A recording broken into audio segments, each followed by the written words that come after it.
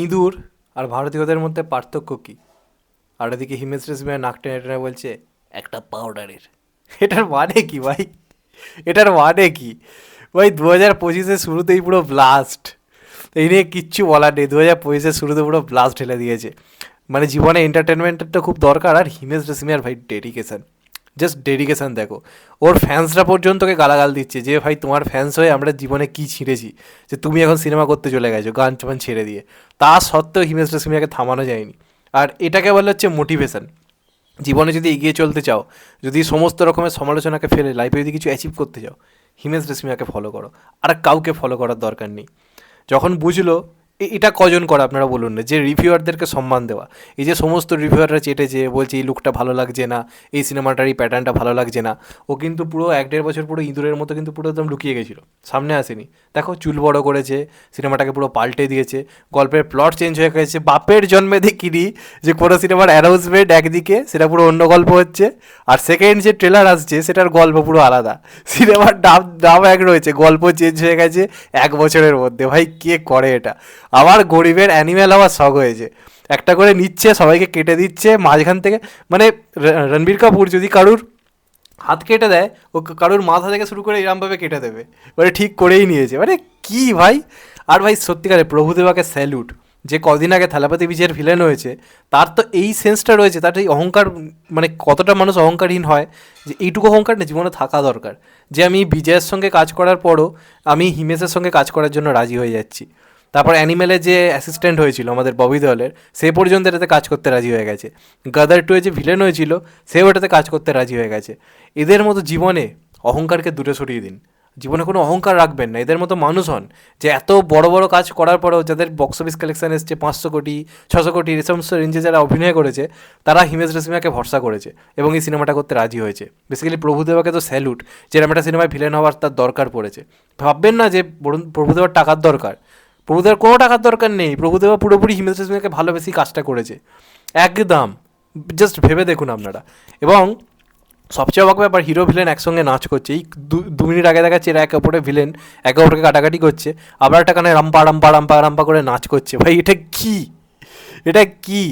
আরে হিমেশ রেশমিয়া ভাই, মানে এমন কাজ করেছে ভাই, এবার কে আর কেউ বলবে যে আমি অভিনয়ে আসবো? এরা আসুক, এরা এলে তবে তো আমাদের মুখের এই স্মাইলটা, এই যে স্ক্রিনশট নিয়ে নিন, এই স্মাইলটা তো তবে থাকবে। এদেরকে তো ফিরতে হবে। আজকে হিমেশ রেশমিয়া কোথাও গিয়ে কেয়ারকে কেউ সাহস যোগাবে। কেয়ারকে কিন্তু এর থেকে একটু হলেও 1% হলেও বেটার অভিনেতা, অন্তত হাসির জায়গায় হাসতে পারে, কাঁদার জায়গায় কাঁদতে পারে। হিমেশ সেটাও পারে না। তা সত্ত্বেও হিমেশ সিনেমা এনেছে, অ্যাকশন হিরো হিসেবে আসছে, ব্রুটাল অ্যাকশন হিরো, সবাই ভায়োলেন্স দেখাচ্ছে। হিমেশ রেশমিয়া বলে যে আগের গল্প ছাড়ো, আমি এখন ভায়োলেন্ট হিরো হবো। ভাই সবাইকে কাটছে, রেখে দিচ্ছে। আবার কী সব ডায়লগগুলো কিন্তু চেঞ্জ করেনি, যে ডায়লগগুলো নিয়ে সমালোচনা হয়েছে ওগুলো কিন্তু রেখে দিয়েছে। মানে এর উদ্দেশ্যটা কি আমি হিমেশ রেশমিয়ার বুঝতে পারছি না।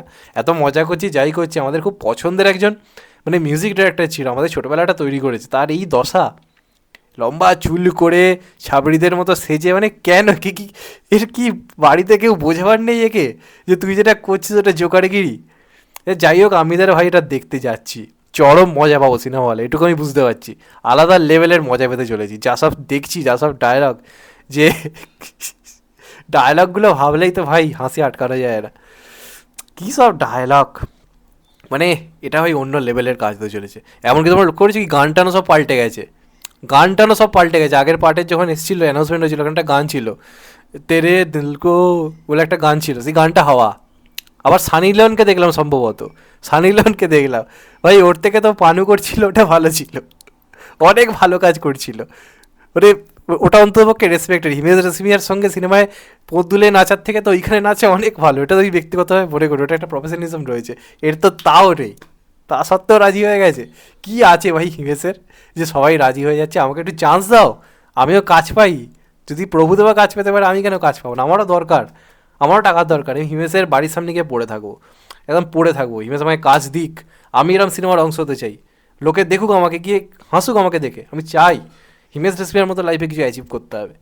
এরকম লেভেলের মানে স্টোরি রাইটার, এরকম লেভেলের মিউজিক ডাইরেক্টর, এরকম লেভেলের অ্যাকশন হিরো মানে কোনো দিন দেখেছো?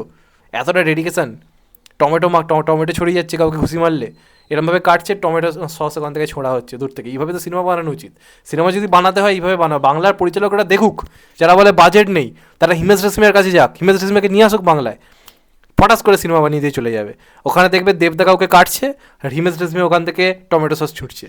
হতেই পারে এইভাবে শট, কেন হতে পারে না? যদি হিমেশ করতে পারে, আমাদের বাংলাতেও পসিবল। করুক, হিমেশকে আনো বাংলায়, ট্যালেন্টেড লোক ভাই। তো যাই হোক, আমি এটা দেখতে যাচ্ছি, ফেব্রুয়ারি মাসে আগুন লাগিয়ে দেবে। এতটা কনফিডেন্স থাকা দরকার লাইফে।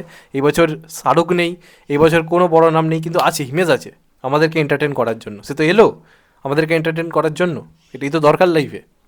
তো যাই হোক, এটাই বলার। তোমাদের কেমন লেগেছে কমেন্ট করে জানিও।